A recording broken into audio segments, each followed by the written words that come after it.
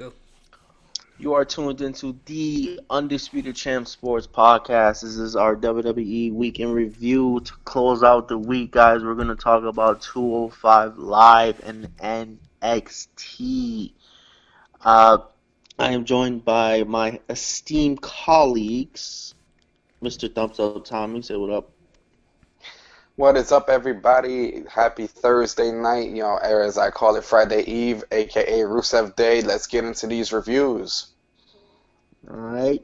Next up, we got the architect of the show, Mr. Preston Brown. Say what's up. We here.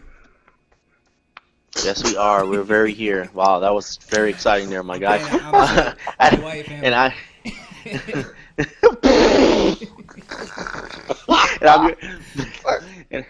and I'm your host, guys. I'm Carmine, and we're gonna go ahead and start off with 205 Live, guys. Now, 205 Live opened up with a great video promo to basically amp up the main event of the night of Hideo Itami and Mustafa Ali. It was awesome. It was excellent. WWE video packages are always on point. I don't know if you guys have anything to add to that. I think. No, I would just say, like, it did as WWE video packages usually do. They do a great job of summarizing it. Plus, but it also just intensified the importance of this match because, like on and off because of injuries, this has been one of the hottest feuds in 205 all year. Yeah, facts. It's the hottest feud for me. Honestly, I don't think I haven't watched 205 Live as much as you have, but I don't think there's been a better feud since 205 Live started. To be honest with you, the only thing that came kind of close and there's still a bit of a margin between them was on the feud between Ali and Murphy. Okay. And that's just in terms of match quality, but in terms of the actual passion and the storytelling and how deep it runs, then yeah, the Itami Ali feud runs deeper. But just match quality wise, Ali and Murphy is a close second. Yep. All right, guys. So we're gonna move on to our opening match of the night. It was Lince Dorado versus Mike Kanellis. Now everybody knows I'm not really a huge fan of Mike Kanellis. I just think he's generic as fuck. But this was a really good opening match. I really liked this match. I was impressed, and I was actually impressed with Mike Kanellis in this match. I would like to note for the viewers, Maria's hot as fuck.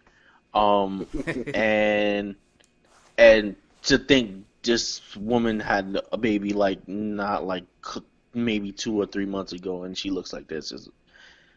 Anyway, but anyway, guys, I thought this was a really good match, really good back and forth.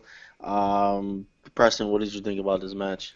I thought it was a really cool match. It was obviously one of those introduction matches for Mike Kanellis because he's getting back in the ring. It's obvious that Lince Dorado kind of slowed his pace down a little bit to match with Mike Kanellis. One thing that I was worried about was when his wife interfered. I was glad that wasn't the ending of the match. Well, she didn't interfere, but distracted Lince Dorado. I was glad that wasn't the ending of the match because one thing I was worried about as far as the main roster coming out in 205 is I was like, I'm hoping they're not gonna bring that gimmicky stuff down there too.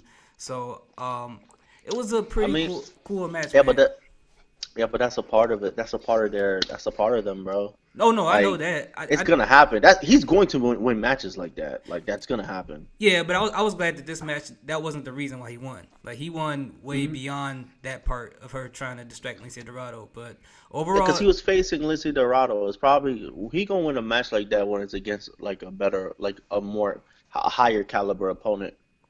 Yeah, I know. Yeah, I agree with that. I'm just not a big fan of that to be in 205. But other than that, it was a pretty decent match. So. Yeah, definitely. What about you, Tommy?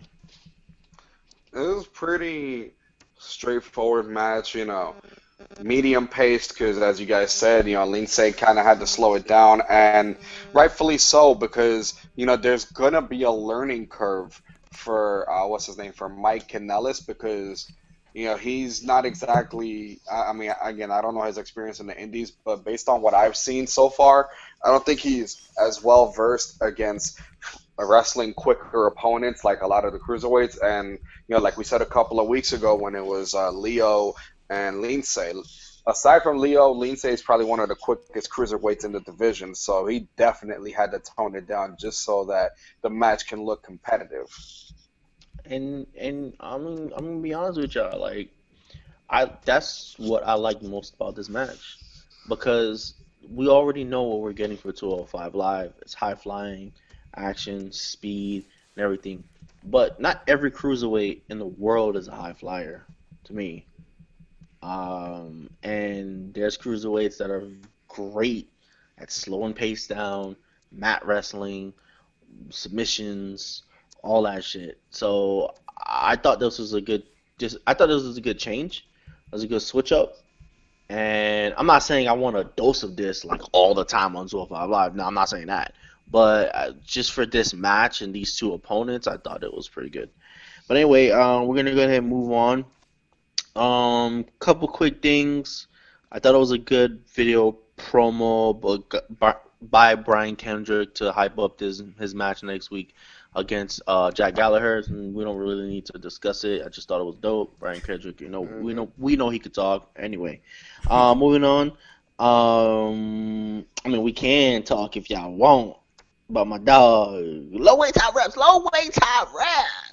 Leo We Rush. always got to talk about him, Yeah. man. He Star of the show. his backstage little video promo was excellent. Basically saying that he didn't get defeated. He's still undefeated. Winning Fatal 5-Ways is luck, and he got lucky. And he scoffed at the fact that Cedric Alexander got the best of him. Cedric who? Anyway, but I thought it was great. He's great. You guys have the floor.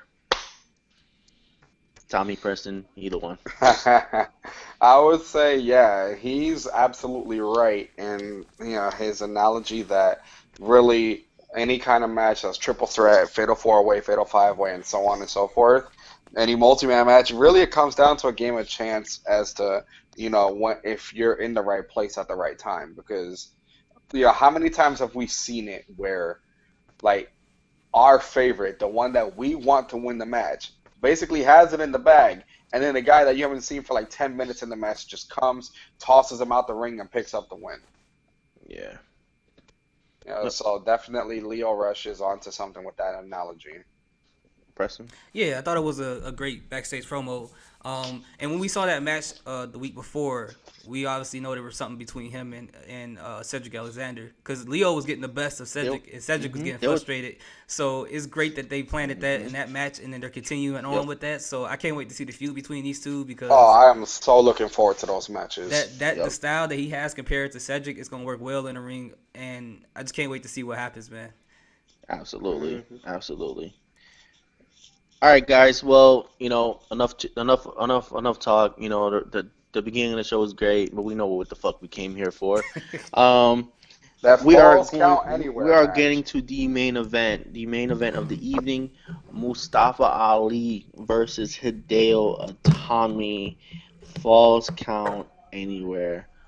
Boy, oh boy, these 205 Live main events. Shit, man. They Shit. shut it down. Dude, this match was amazing. I have a bunch of notes here with a bunch of spots, but I'm not gonna jump the gun. I'm gonna let you guys go first. Preston Brown, that's your guy. Yeah, baby. You have the floor. Chi-Town. All right, man. You know what? The thing is about this match, it did have a lot of spots. I think the one before had a lot more, but it was a really good match. The one thing I really do love about this feud is that it's one of those rare feuds that's only based on respect. It's not based on history or friendship. It's not based on what people used to be in the past. It doesn't have a title dangling for the feud to happen. It's just purely based on respect. So when you have two people in the ring just fighting for that and make it look that much intense, it's crazy, because when it comes to people having feuds and stuff like that, and I'm gonna make this short, when you put a history behind it, it's easy for these wrestlers to act out the intensity, or for the fans to grasp it. When you don't have history behind it, like these two kind of don't, when they're just fighting for respect, you don't have a reason really to care outside of what the wrestlers do as far as their promos and what they do inside the ring. So I think they conveyed the intensity and the seriousness that they have behind their ideas of respect is, and this was a really good match to me. And Tommy kept screaming not only to Mustafa but to the crowd, "You will respect me. Yeah, You will respect me." And then yeah, yeah, that was pretty dope. Hmm. absolutely. Tommy, Tommy. Yep. Oh my God, I was on the edge of my seat throughout the entire match just because like I said, this has been the hottest feud in 205 all year. So, because they even what's his name, Rockstar Spud, Drake Maverick, whatever you want to call him, has been saying this feud has to end eventually. And you know that This shit ain't just the over. the hype behind that, even if they do have another match after this, just the hype that this was supposed to be the ending of the feud, they were Hmm. gonna do some crazy ass shit. Hmm. And it was just, oh, hard hitting action out the gate, like no punches pulled. They were just going at it, like they were going at it like their lives depended on this match. And I love matches like that, especially when how like you guys said, it's not even based on a title. It's about respect. You know, like Tommy months ago just attacked Ali just for the fuck of it because he's like, I command respect. I'm going to get my respect if I have to beat it out of you. And, like that's really just a catalyst to the entire feud. But, sometimes you don't need a deep storyline. It's just a lot of action and you can get right behind it, like in this case. But And I, just, I absolutely agree. But that's the thing about this. That's the thing about this feud. There was a deep storyline, and the deep storyline was created by these two. Like they created the storyline from the moment Tommy attacked him. They created the storyline. It got more personal, more and more as the weeks went on, and it was awesome.